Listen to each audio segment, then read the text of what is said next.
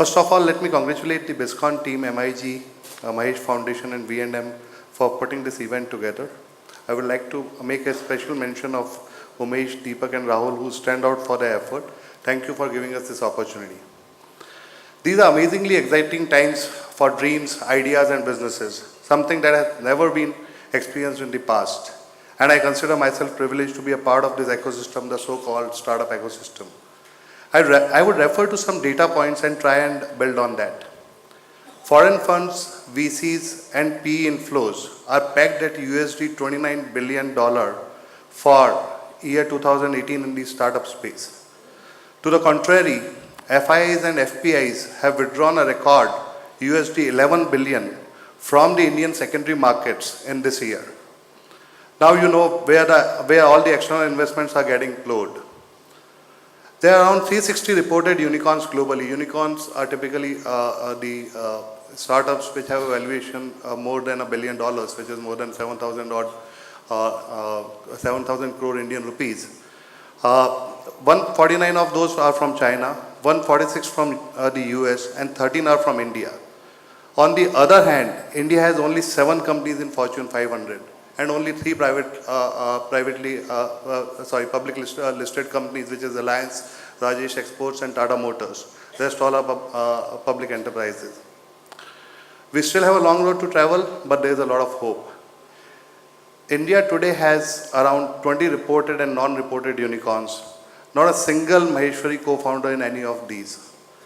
Whereas the Agarwal community has the largest numbers. Food for thought, indeed, a food for thought for us. Where are we lacking as a community? We outsmarted them all till not a long time back. So we need to think about it. Angel and institutional investment in startup is an established asset class today. It's no more a gamble anymore. It's an established asset class today. Ola gave its angel investors more than 1,500x returns in less than 7 years. Oyo Rooms gave its investors close to 100x returns in less than a year. It took Udaan, a B2B e-commerce company, all of 12 months to become a unicorn, a 7,000 crore valuation company in less than a year. That's $1 billion company. So the boundaries don't exist anymore. There was never a better time to start a global business with limited resources, capital and geographical limitations. How do we move from the idea of creating wealth for ourselves to creating value for all the stakeholders? I think that's the larger thought we should deploy ourselves in as a community as well.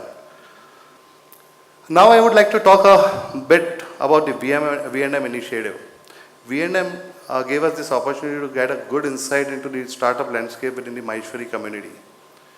This was a revelation of sorts and an overwhelming experience. I'll tell you, I have been involved with the startup space for close to 10 years now, and I must have looked at, if not more, close to 8,000, 9,000 startups in all these 10 years.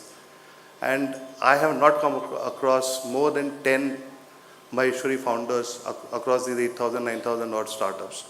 So, when V&M created and collated this startup directory for us to evaluate, it was indeed an overwhelming experience, and it helped us see the light of the day at the end of the tunnel within the community itself.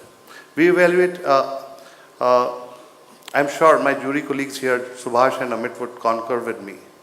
We evaluated 65 startups in person at Pune across the spectrum from idea stage to stable revenue stage, and with a very good sectorial representation. As rightly pointed out by ex-Deputy Governor Sir, we were happy to see that a few of them were actually making profits and not just revenues. Trust me, it was a task shortlisting them to 14 instead of 10, which we were asked to shortlist.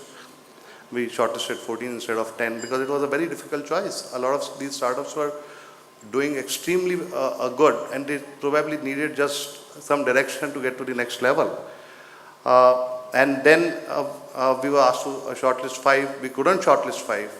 Instead we shortlisted 7, but then we were told that only 5 can present here. So those 5 would be presenting here. I should truly confess that we have quite a few senior business leaders as distinguished guests today who could have brought in a lot of value to the evaluation process. We have tried our best to come up with the most deserving ones Trust me, it was an extremely difficult choice, and in no way means the others didn't deserve it. As a community, I'm sure we need to do much more collectively to bring back the glory in this dynamic startup ecosystem. The future unicorn should have a Jai Mahesh stamp. Let's all work towards this objective. I sign up for that. Thank you.